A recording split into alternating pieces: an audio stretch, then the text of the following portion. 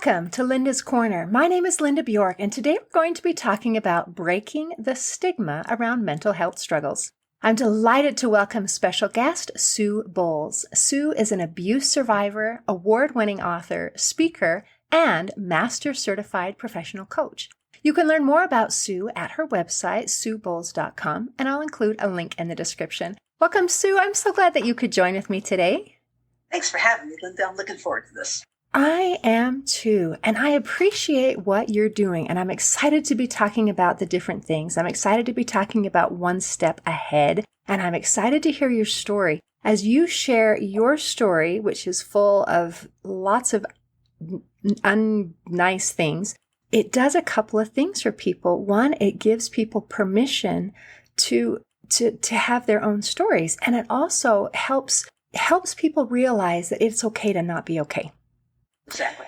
And so would you mind starting with your story and some of the things that you have been through? Sure. And Linda, before I start, I do always want to give a trigger warning because I never want my story to do harm to anybody else. Oh, boy. A couple of things I'm going to share have to do with sexual assault, have to do with eating disorders, depressions, being suicidal. If any of that is a trigger for any of your listeners, please have a self-care plan in place. If you need to shut the show off and come back later, it'll be waiting for you. Again, I never want my story to do harm to anybody else. That's not why I speak. So having said that, Linda said that I had some unnice things happen to me. And that first unnice thing was being raped when I was in first grade by a classmate. And that was when I was 7 years old. And I didn't tell anyone until my senior year of college. So I had a 15-year secret. So if you can imagine knowing that trauma rewires your brain at a very instrumental age where your brain's really starting to develop and you're learning to think and feel and learn, and to go all the way through middle school, junior high, high school, already having a faulty foundation. Then by the time I get to college, I'm really off base.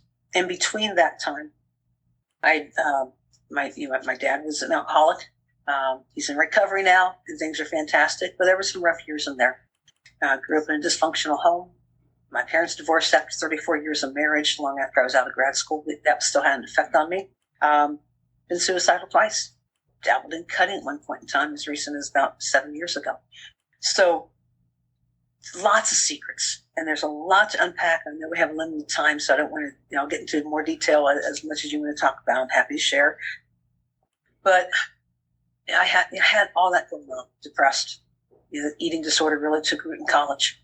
And it really wasn't until 2016 that I finally went into recovery from the eating disorder. I didn't deal with the rape until 2014, over 4 decades after the event. So just a lot of things. And for the longest time, I was mad at God. I was hacked off. I'm like, why would you let all that happen? Any one of those things is a lot for a person to handle. And for some reason, it all came my way. And while I don't understand the why, I understand now the what. And what I mean by that is that it allows me to relate to so many more people with my story to, again, as you said, give them permission to have their story and to own their story. That healing journey is gut-wrenching, and it starts with accepting your story and owning your story. And I was in denial over my story until 2014. I hated my story. And when I got involved in a retreat program, and through that, was able to start finding my healing journey. And that first step was owning my story. The next step was grieving my story, because there is a lot of loss in my story that I had never grieved. And I never thought about having to grieve your story. That's not something you hear people talk about. And then the third year, when I started to believe that I mattered and that I was valuable to God, that's when things started to change. That's when the book started happening. That's when I started finding hope myself. And within a couple of years after that, I started speaking. And now the speaking has just blown up. And the life coaching, and there's so many other things.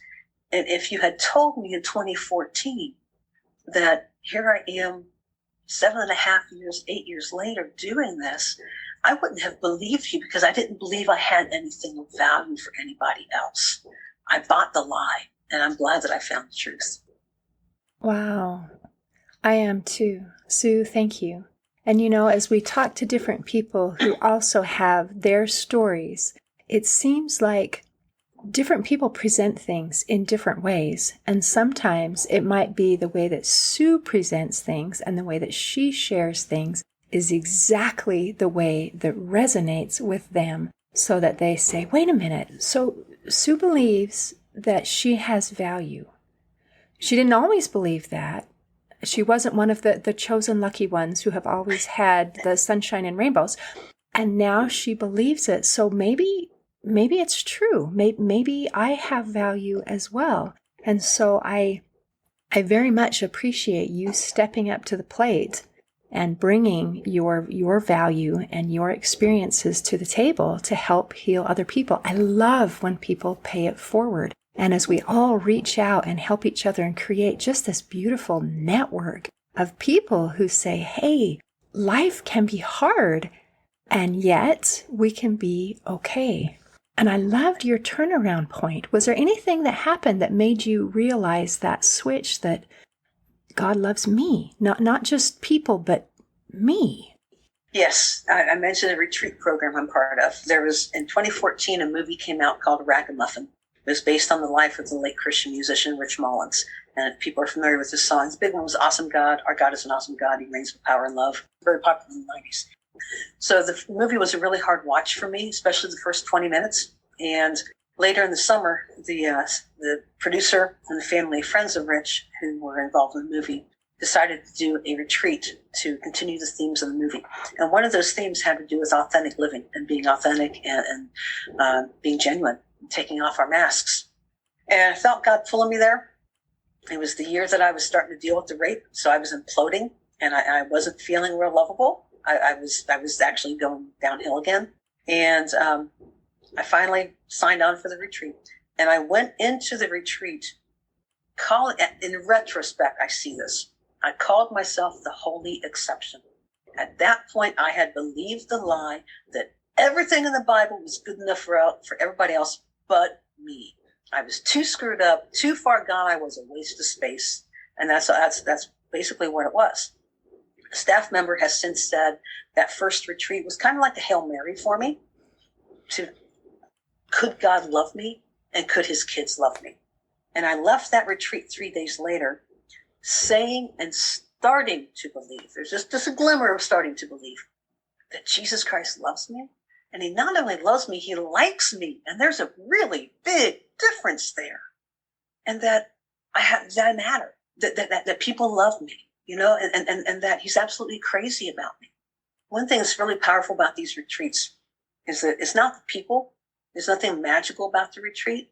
They set the environment and they get out of the way so the Holy Spirit can do his job. Now, I spent 6 weeks with my counselor getting ready for this, having to deal with a lot of anxiety and authenticity because I had never shared my story publicly. And one of the things with the retreat is they open up a Facebook group for anyone in the retreat. That first year, we were all strangers, and they asked us to share our story. I stalked in the room for about 3 days. I was encouraging others. I was reading other stories, and I wasn't saying a word about mine. And I finally got that heartbeat happening when you know it's about time. And I shared my story for the first time. And all throughout the rest of the day, I was expecting to get trashed. I was expecting to get blamed, to get beat down, because that's all I had experienced up to that point in time. And I can say, here's now, 7.5 years since that first retreat, I have not had one, and I'm dead serious, not one negative comment about my story. Instead, people flooded the responses all day long of, you're so brave, I want to hug you, thank you for sharing, thank you for trusting us, I can't wait to meet you. And all from the start, I was loved for who I was, as messed up as I was. So I kept going back. And that third year, and again, it was a process. I had to own the story the first year. Then I had to grieve it, and there were a lot of tears and some really hard crying. Like 10 or 15 minutes of crying, because that's just what God was doing. He was emptying the bucket that I had held on to for 4+ decades. And then the third year, I left with the nugget that I am valuable to God, And that's when it started. So when I was around people who loved me and accepted me, and they are Jesus with skin on. I go to the retreat every year. We actually do it twice a year. Our next one's coming up at the end of April, called Walking Stick Retreats. It's going to be in Southeast Indiana, and it's open to anybody. We want more people to come and have a safe place where it's okay to be broken. It's okay to ask questions, and it's okay, to not be okay. And at the same time, it's totally fine to be doing okay as well. It's a community. It's love in action. And that started to turn the corner for me. That gave me the hope, the morsel of belief that I mattered. And as soon as I dared to believe that I mattered, because one thing for people to tell you, but until you dare to believe and start walking in that, even when you don't feel it, that's when things started to change. Wow. Okay, I may cry just a little bit, but that's okay, because as I'm listening to this, I feel not only some echoes of my story, but also those of people that I know and love and care about that are in different stages of this process. And as you mentioned, it did not happen overnight.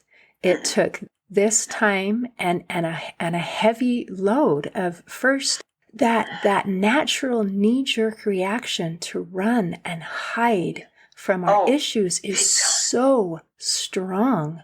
And it's kind of hard to describe how hard that is.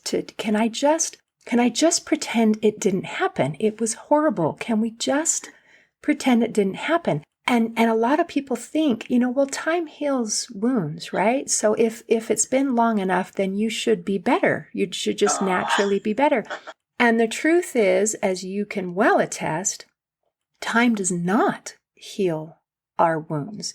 It can bury them, it can hide them, but it doesn't heal them.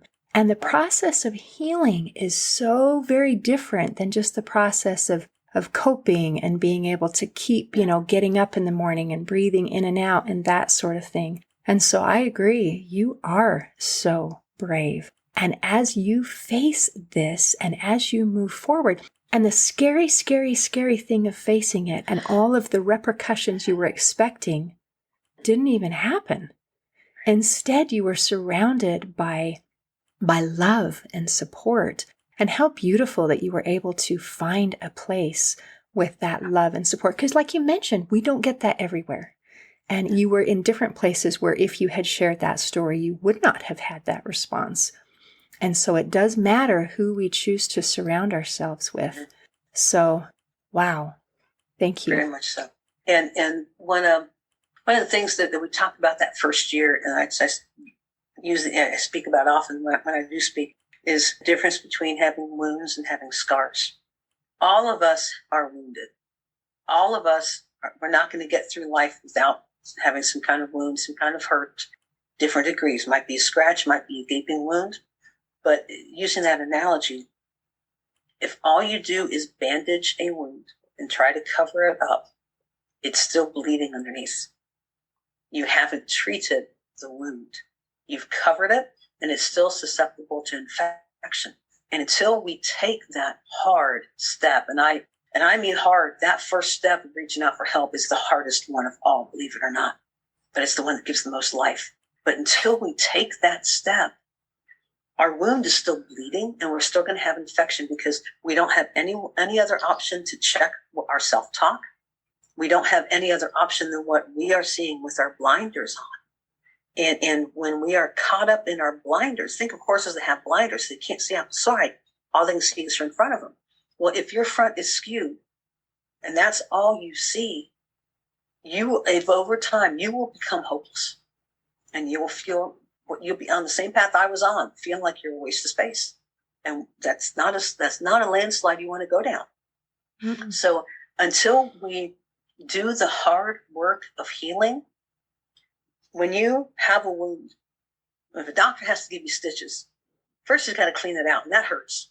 Because they don't numb you at that point in time when they're cleaning it out. They just got to clean it out and see how bad it is. They numb you before they start doing the stitches. That's part of the treatment. But when you have to start the process of healing, it hurts. But here's the thing, is that as you treat it and you watch the healing happen, you now have a scar. And that scar is a story of hope for other people. We might have a surgery scar and tell them about what happened. I've got a scar through my eyebrow that when I was young, I was playing trampoline. I jumped off the bed and smashed my eyebrow through the corner of a cedar chest. I have a story about my scar, but it has healed. The same thing is, as we do the hard work of emotional healing, our wounds will become scars, and those scars become stories of hope for other people. Wow. Okay. I love that. Now, one of the things that I would like to cover, if that's okay, I want to talk about your one step ahead and how you are now, you've been an experienced part of a group and you continue that. And now you've created a group that is this safe place to say, here's where we're at and here's where we're going. So can you explain that a little bit? Sure. My Step Ahead is my business name. And the concept behind it came from two different things. It came from a friend of mine when I was suicidal. A friend of mine on a ski trip talked about watching his feet and how each step he would tell himself, one more step. I made it this far. One more step.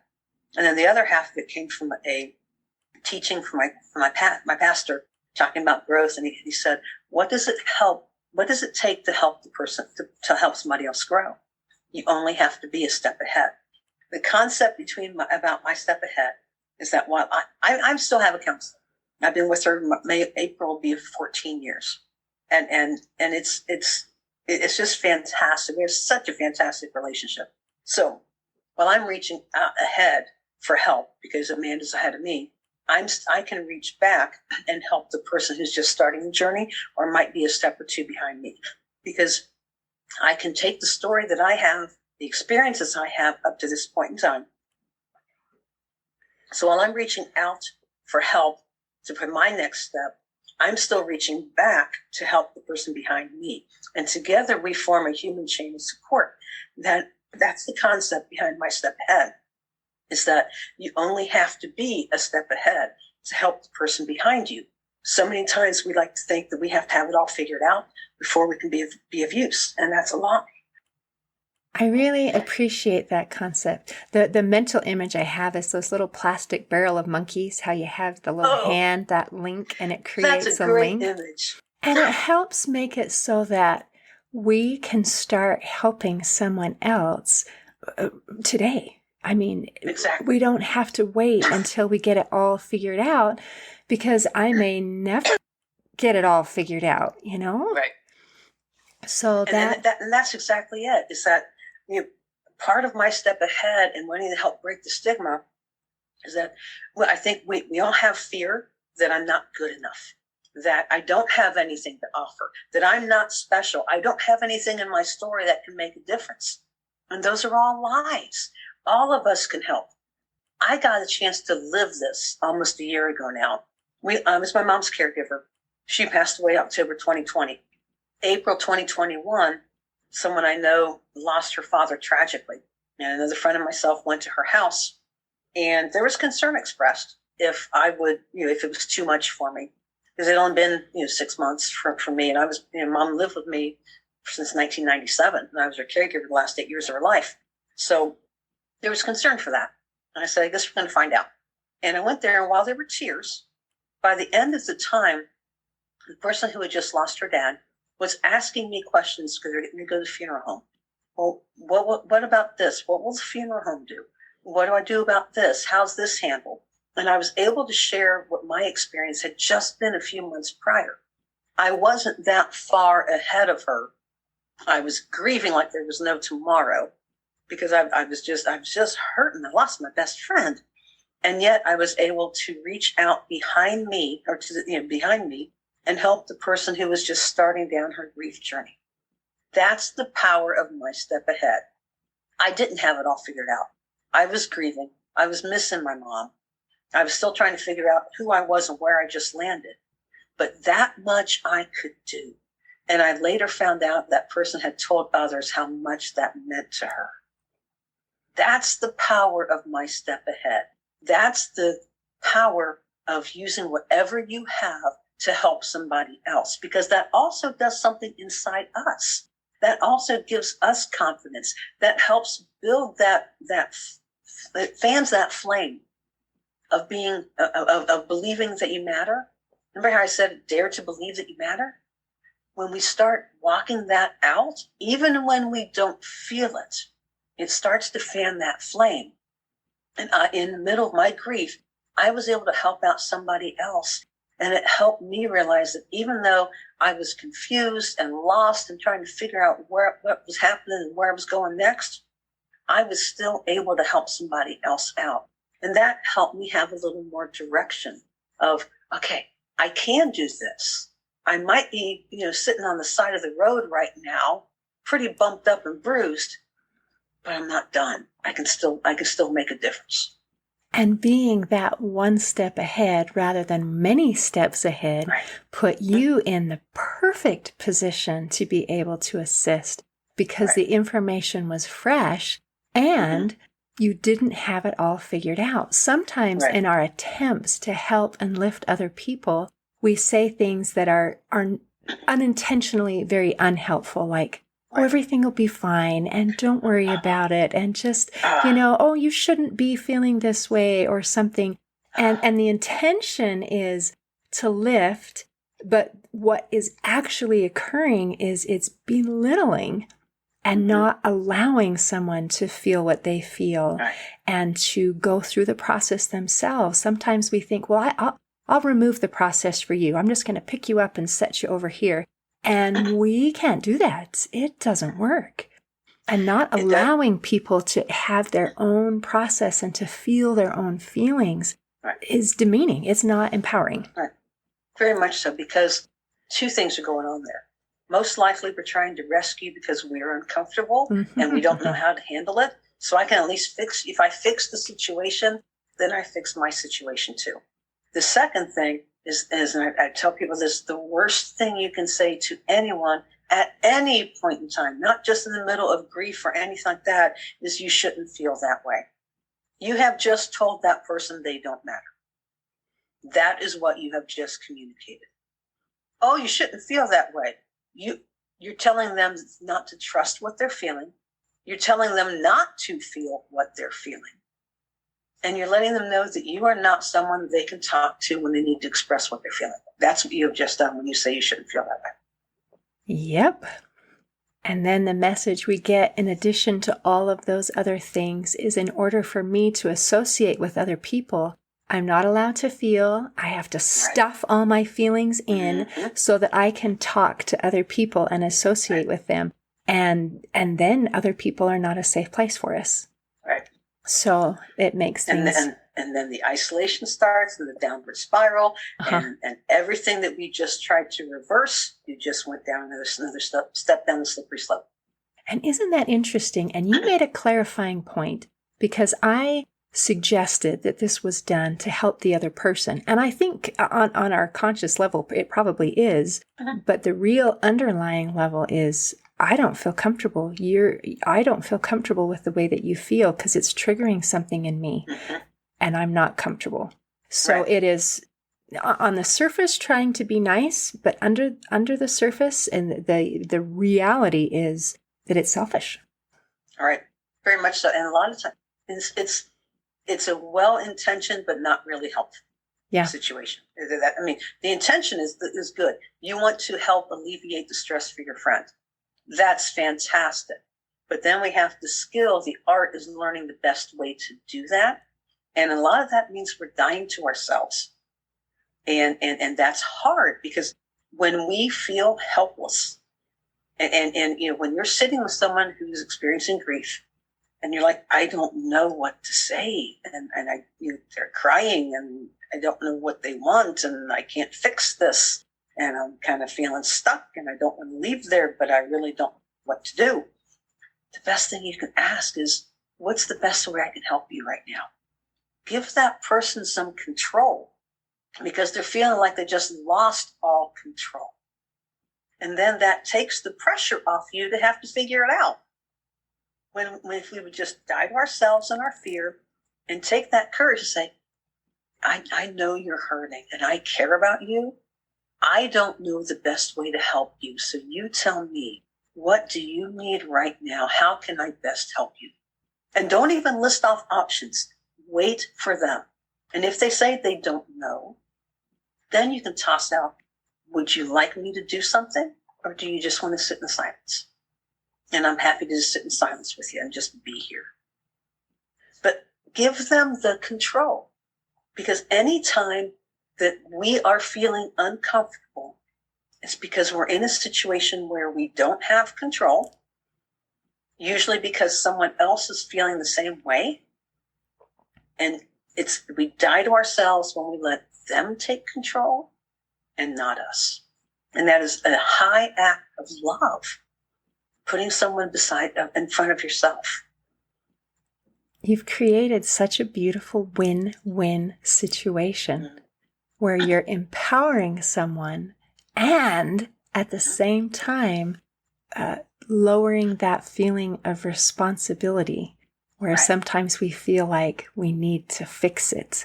And by allowing them to have the power, it also means I don't have the responsibility to fix it. My responsibility is to love and support. And so getting some direction. Love it. Love it. Oh, thank you. And an easy way to think about it, if the table was turned, what would you want your friend? How would you want your friend to interact with you? What would you want? And I know you're not in that situation, but if you think about it, think of a time when you were hurting and you felt lost. What did you need from your friends?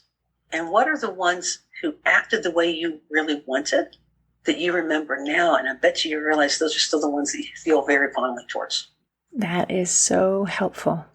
So can we talk just a little bit about eating disorders? To me, this one is interesting because we talked about wounds and scars, and the eating disorder is still something, it's not done. It's something that's still a struggle. Is that correct? Or are you done? At times, yes. When stress is high, yes, very much so. When mom was passing away or in the hospital, very much so.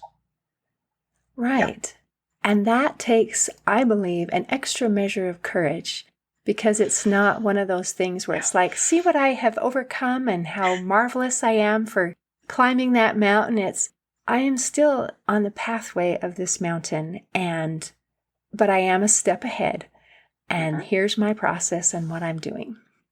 Yeah, the eating disorder that I am in recovery from is called OSFED. And what I say, first of all, is that if your listeners think a minute, and when you hear the word eating disorder, what comes to your mind? Do you think of the person who's skin and bones?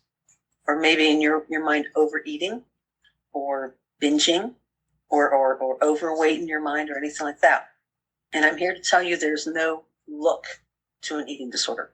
Interesting. If I were not open and telling people I had an eating disorder, most likely no one would even think about it. Because I don't look, whatever that means, the part. So I have OSFED, which stands for Other Specified Feeding and Eating Disorder. There are more eating disorders out there than anorexia, bulimia, and binge eating. There are many more out there. The one I have means that I have disordered eating. I have a poor relationship with food, but I don't meet all the diagnostic criteria for any specified eating disorder. Doesn't mean it's any better or any worse. Eating disorders are the second most lethal of all mental health issues. Really? And they used to be number one. They are now second only to opioid addiction. And that's just in the last couple of years. And they are the most lethal, not only because of the suicide involved, but also because of the damage that is done to the body and how that takes the wear and tear on it. Because if you are not feeding your body properly, and I'm not talking health guru, I'm talking balanced eating 3 times a day in a consistent manner, snacks in between, and not going super high on carbs or cutting all the carbs out. I'm talking your body needs carbs, fats, and proteins. Carbs are the only thing that give your brain energy. Fats are the only thing that protect your vital organs and give you the sensation of being full. And protein is the only thing that rebuilds your body and your strength. So eating disorders are not a diet gone wrong. And diets are based on restriction. Why on God's green earth would we deny our body what God has designed it to need? I like that approach. Because, and I had to learn all this. I had to relearn how to eat. My eating disorder became because I got uncomfortable in college. I had painted the mask of Sue has it all together. Sue's the strong one. Sue has no needs. And again, remember, I had this trauma at age 7 that I had not dealt with. So by the time, the longer you're in the ice box, the thicker the ice gets. So my ice around my head was really thick by this time because I wasn't thinking clearly because I didn't have that foundation because of the trauma that rewired my brain. So my brain found different ways of processing things that were not healthy. So by the time this happens, I think it was junior year probably, I didn't have a lot of friends that I ate with in the cafeteria. I was involved in a lot, but I didn't have a lot of close friends. So when I was hungry, I may have enjoyed another circle of food. Totally perfect need. God-given need, food. But my brain worked it out that I would be found out, quote unquote. That suddenly everyone, in quotes, would know that Sue had a need. And my cover would be blown. So I got uncomfortable with that. I dumped my tray, got out of Dodge, and I started snacking. And I would curb my hunger by snacking. That's what started my eating disorder. So with all that, I had to relearn how to eat. And when I finally, in 2014, I talked about, starting to deal with my counselor. As we're going through all that, because emotions are not the friend of an eating disorder person. Eating disorders have nothing to do with food and everything to do with some type of unresolved issue or issues. Yep. I had a lot of them. So my eating disorder, when I started dealing with the rape and then all the emotions, which I've hated up to this point in time in my life, my eating disorder behavior started kicking up too, because that was how I protected myself from uncomfortable emotions. So I had the double whammy going on. I started losing weight again. My counselor was not relenting this time, and I'm very thankful, even though I fought her at that point in time. And we got a dietitian involved. My homework the first week was just eat. When you're hungry, eat. I had to learn to start listening to my body cues again. And then she had a meal plan for me, and we started focusing on just breakfast. Just eat your exchanges for breakfast. That's all I want you to do. Just breakfast. And when I say exchanges, my meal plan is based off the diabetic exchange system, where looking at food labels and serving size, you have a number of different micrograms of carbs, fats, and proteins per serving. So however many it is equates to so many exchanges. So then you do all the calculations, and that's, so like for example, for me, my breakfast is 3 servings each, three exchanges each of fats, proteins, and carbs. So for me, I do a cup of 4% cottage cheese. I'll do a pack of oatmeal, and then I'll do something else has a carb. It might be an English muffin with butter. It might be a single Pop-Tart, not a pack, because that puts me over. But and it, to me, all this sounded like a lot to eat when I first started. And she gave me my meal plan. She's like, "What do you think?" And I started crying, like, "This is an awful lot," And now I don't think about it, which I never thought I'd get to this point. But as I started finding healing, the opportunity to start speaking came. And I started by speaking at the local health class at the high school. And then it became speaking at state conferences for college Student Personnel Association people. And now I've presented twice virtually at a national conference done by the University of Maryland's College of Medicine. So, and then the podcast started and the book came out. So all kinds of stuff. But it's all about breaking the stigma around eating disorders and educating about them, because there's so much misinformation about it. February 21st to 27th is National Eating Disorder Awareness Week. And I'm thankful for the opportunity to speak and just share, not only share my story, but to educate, because there's so much misinformation out there. And I think the big one, first of all, is that people don't realize how lethal it is and how big it is. And having all of the athletes and professional musicians and everybody else who are coming out now sharing about their struggles. There were, who was that? Gracie Gold, I believe, was an ice skater. And she was in I think bronze medalist in the Olympics, came out a couple of years ago talking about her eating disorder. There's a ski jumper who came out this year. So many different people. Michael Phelps coming out talking about depression. Demi Lovato in the music industry coming out and talking about her eating disorder, because it is so common. And the more we started this whole conversation talking about trying to break the stigma around mental health. The more we talk about it, the more we normalize it, and the less the stigma becomes.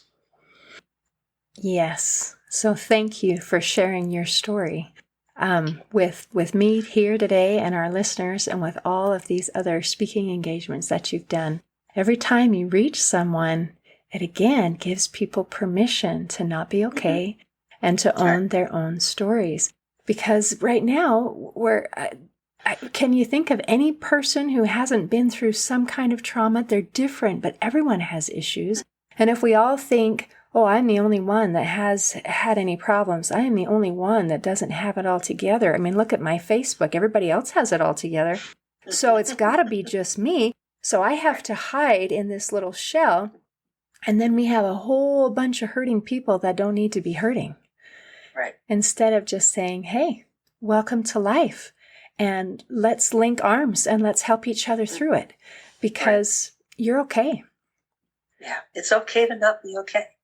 And you only have to be a step ahead, help the person behind you. You can make a difference now.